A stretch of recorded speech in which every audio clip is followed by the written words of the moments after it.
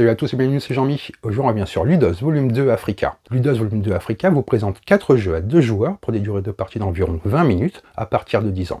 Ce sont des jeux traditionnels du continent africain. Le jeu est actuellement en financement participatif sur Kickstarter et la campagne est déjà financée. Le jeu est édité par l'Emery Games. Je vous ai déjà fait un unboxing et présentation du matériel et cette fois-ci on va voir les règles des 4 différents jeux qui composent Ludos 2 Africa. Allez, on va voir comment ça se passe. Et on se retrouve avec les jeux. Donc là, ce que je vais faire, c'est que je vais vous présenter les règles de ces 4 jeux, les uns après les autres. Je noterai en bas de la vidéo de quel jeu il s'agit, même si vous allez voir la boîte à chaque fois ici. J'avais déjà fait une présentation du matériel. Vous allez avoir un petit i qui s'affiche pendant la vidéo. Vous pouvez cliquer dessus pour aller voir plus en détail comment est le matériel, comment est présenté le jeu. Là, on va se concentrer sur les règles des différents jeux. On va donc commencer par Dara. Dara est un jeu abstrait traditionnel d'Afrique de l'Ouest pour 2 joueurs. Il est originaire du Nigeria. Dans le jeu, les joueurs vont prendre le rôle de chef de tribu, invoquant leurs animaux pour essayer d'obtenir différentes bénédictions.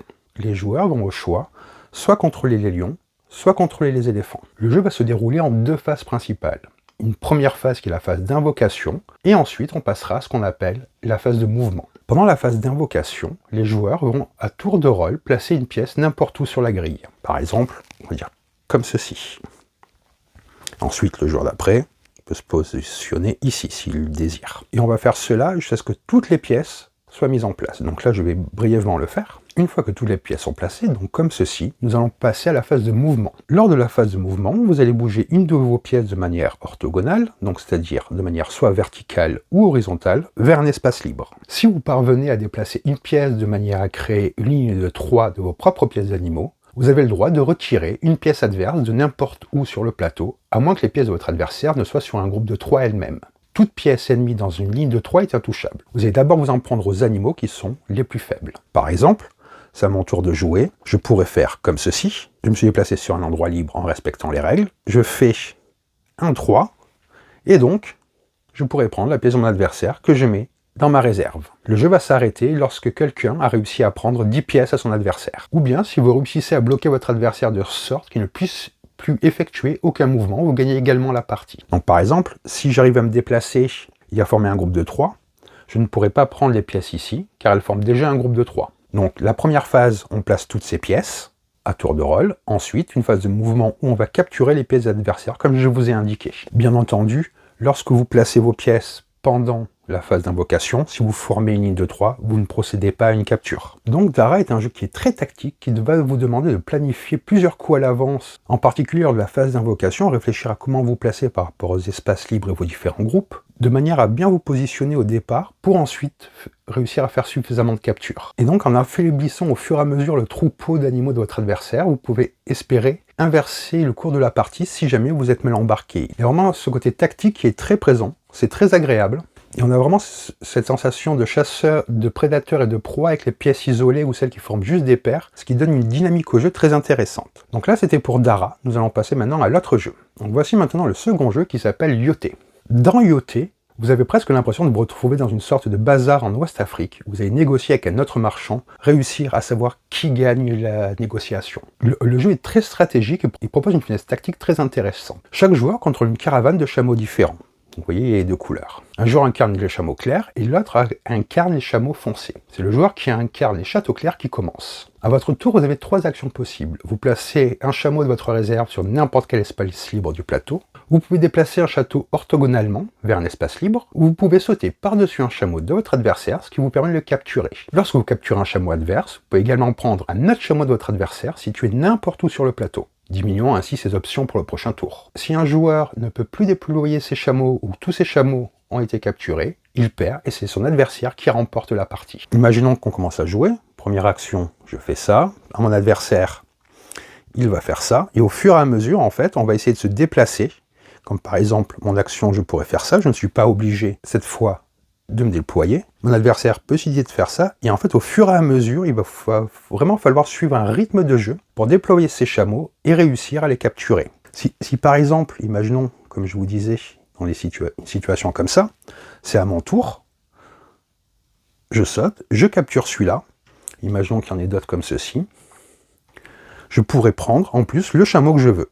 Donc c'est pour ça qu'on va faire attention lorsqu'on se déploie, pour pas non plus perdre ses chameaux trop rapidement. car plus vous avez de chameaux sur le plateau, plus votre adversaire a d'opportunités de vous les capturer. Vous ne voulez pas donc aider votre adversaire en lui offrant des cibles plus faciles à capturer. Vous allez aussi essayer de viser le centre du plateau, car c'est là où vous aurez le plus de choix pour vous déplacer. Toutes ces mécaniques mis bout à bout et toutes ces règles en font un jeu vraiment très stratégique avec des choix très importants. Il y a également une variante que vous retrouverez dans le livret de règles.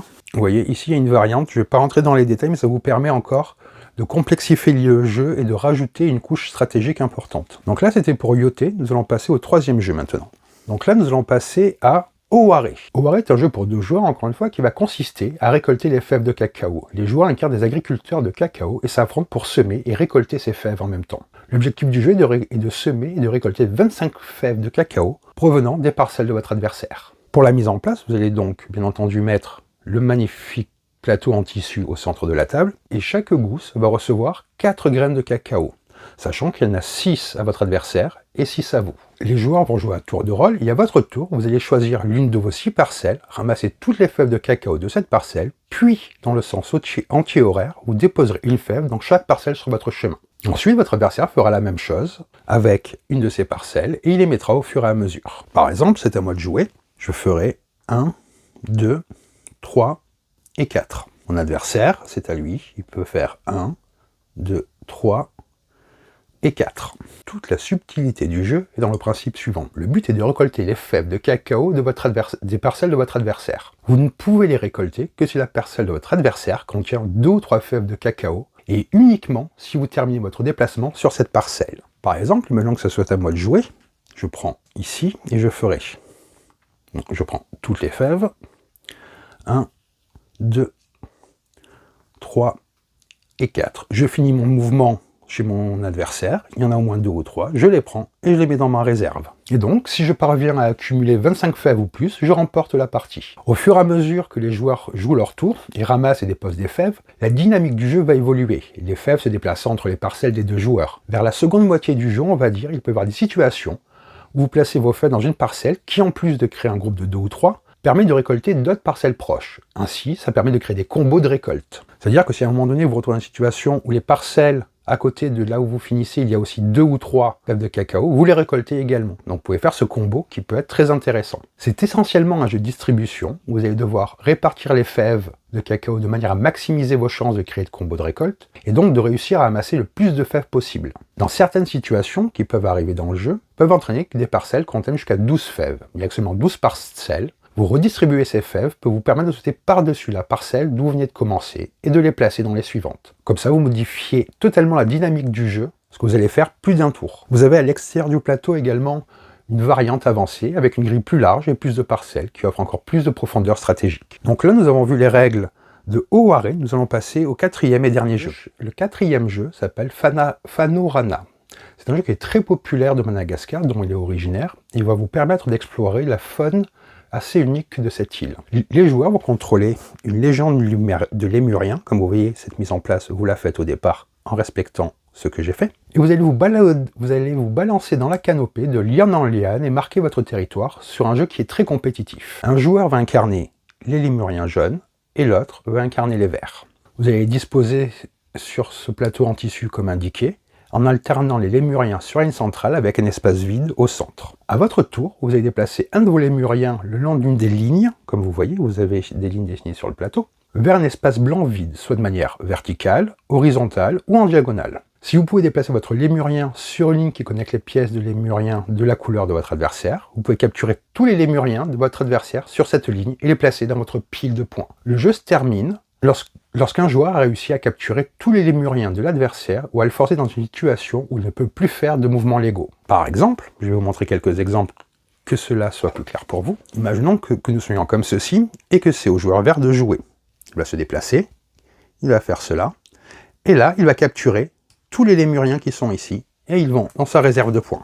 Vous prenez tous ceux de la ligne où il vient de se déplacer. Et bien entendu, sur cette ligne, il ne faut pas qu'il y ait d'espace ou qu'il y ait certaines de vos pièces. Si vous déplacez lors de votre tour votre lémurien loin d'une ligne de pièces adverse, cela compte comme ce qu'on appelle un mouvement d'appât. Vous allez pouvoir capturer toutes les pièces de votre adversaire, à partir desquelles votre lémurien s'est éloigné, et les rajouter à votre pile de points.